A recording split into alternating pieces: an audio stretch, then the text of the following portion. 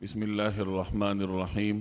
حضرت جابر رضی اللہ تعالی عنہ کی روایت کا مفہوم ہے کہ ایک صاحب کا انتقال ہوا، ہم نے اسے غسل دیا، حنوط لگائی اور اس کو کفن پہنا کر جنازے کے لیے جناب رسول اللہ صلی اللہ علیہ وسلم کی خدمت میں حاضر ہوئے۔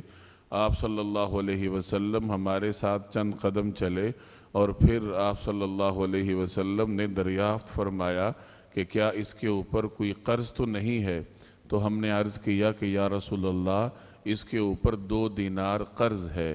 یہ سن کر رسول اللہ صلی اللہ علیہ وسلم واپس لوٹ گئے تو وہاں موجود ایک صحابی حضرت ابو قتادہ رضی اللہ تعالی عنہ نے میت کا قرض اپنے ذمے لیا۔ چنانچہ ہم واپس رسول اللہ صلی اللہ علیہ وسلم کی خدمت میں حاضر ہوئے اور حضرت ابو قتادہ رضی اللہ تعالی عنہ نے عرض کیا کہ یا رسول اللہ میت کا قرض میں نے اپنے اوپر لے لیا ہے۔ تو آپ صلی اللہ علیہ وسلم نے ان سے دریافت فرمایا کہ کیا مقروض کا حق تم نے اپنے ذمے لے لیا اور کیا میت اس سے بری ہو گئی؟ تو حضرت ابو قتادہ نے عرض کیا کہ جی ہاں یا رسول اللہ۔ تو آپ صلی اللہ علیہ وسلم نے پھر اس کا جنازہ پڑھایا اور اگلے دن حضرت ابو قتادہ سے نبی کریم صلی اللہ علیہ وسلم نے دریافت فرمایا کہ وہ قرض کا کیا بنا؟ تو حضرت ابو قتادہ عرض کرنے لگے کہ یا رسول اللہ ابھی کل ہی تو اس کا انتقال ہوا ہے۔ اس کے بعد حضرت ابو قتادہ نے وہ قرض ادا کیا اور اگلے دن حضور صلی اللہ علیہ وسلم کی خدمت میں حاضر ہو کر عرض کیا کہ یا رسول اللہ میں نے وہ قرض ادا کر دیا ہے۔ تو آپ صلی اللہ علیہ وسلم نے فرمایا کہ اب اس کا جسم ٹھنڈا ہوا ہے۔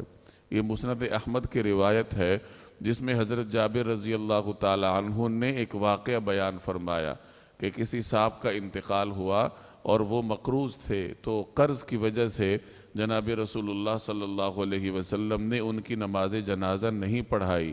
بعد میں وہاں ایک اور صحابی حضرت ابو قتادہ رضی اللہ تعالی عنہ نے میت کی جانب سے قرض ادا کرنے کا وعدہ کیا اور اس کو قرض کو اپنے ذمے لیا۔ تو پھر آپ صلی اللہ علیہ وسلم نے جنازہ پڑھائی اور اس کے بعد اگلے دن پھر حضور صلی اللہ علیہ وسلم نے قرض کے بارے میں دریافت بھی فرمایا اور حضرت ابو قتادہ نے جب عرض کیا کہ میں نے ادا کر دیا تو اس کے بعد آپ صلی اللہ علیہ وسلم نے فرمایا کہ اب اس کا جسم ٹھنڈا ہوا، یعنی اب میت کو سکون ہوا ہے کہ اس کے ذمے سے قرض کا بوجھ ہٹ گیا۔ اس روایت سے کئی باتیں معلوم ہوئی۔ ایک یہ بات معلوم ہوئی کہ قرض ایسا بوجھ ہے کہ اگر دنیا میں وہ بوجھ سر سے نہ اتارا جائے تو میت کو قبر میں جا کر مشکلات درپیش ہوتی ہیں جب تک اس کی جانب سے کوئی قرض ادا نہ کرے۔ دوسری بات یہ معلوم ہوئی کہ نبی کریم صلی اللہ علیہ وسلم مقروض کا جنازہ نہیں پڑھایا کرتے تھے۔ اگر کوئی شخص مقروض ہو اور اس کا انتقال ہو جائے تو رسول اللہ صلی اللہ علیہ وسلم اس کا جنازہ پڑھانے سے انکار فرماتے تھے۔